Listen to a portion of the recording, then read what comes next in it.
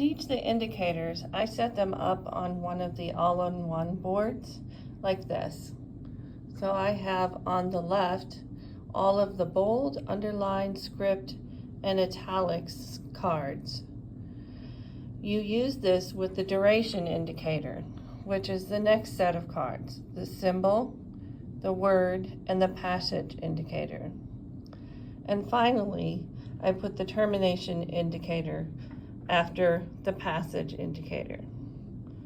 So what I do is I teach them that bold is a 4-5 and that it sort of looks like a B. That's why I can remember that it has to do with bold. I remember that the 4-5-6 makes a line, so that's the underline symbol indicator. I don't know, I just remembered .4 is script. And then italics is the old italics from the eBay code.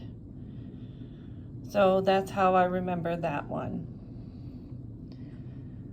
Then I say that they are set on the right side. The next cell has to do with how long it's going to last. So if it's going to last for a symbol, a word, or until you hit a space, and or a passage, which is 3 or more words.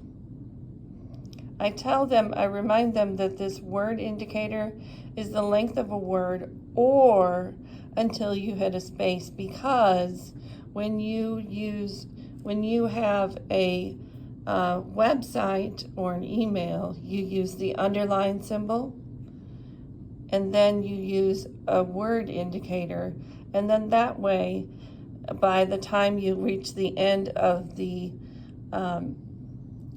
email or web address, that it will naturally end. So what I do is I take these all back off once I've introduced them and explained what they are and how they're used.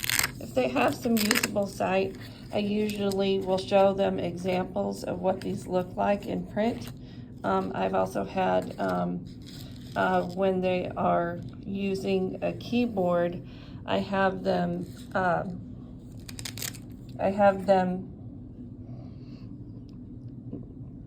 figure out how to do the keyboard shortcuts, or where they are on like the iPad to get underline, bold, and script. Or, well, script I tell them is changing the font for a very short time. If you're changing the font for the length of a document, then that's not really appropriate to use. So it would be for a short period of time, for maybe a paragraph, but that's it. If it's like a whole book that you're talking about, you would use the script. I also got some worksheets on Teachers Pay Teachers that talked about what underline and bold and script were.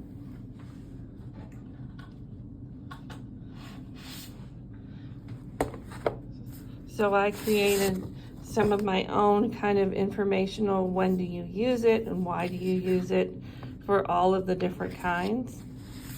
And then I have some worksheets that talk about, that give examples of when you use these things.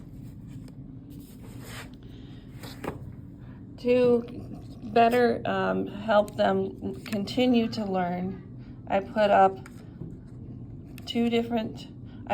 what the symbol is and how long it lasts, and I asked them, what is the symbol and how long does it last?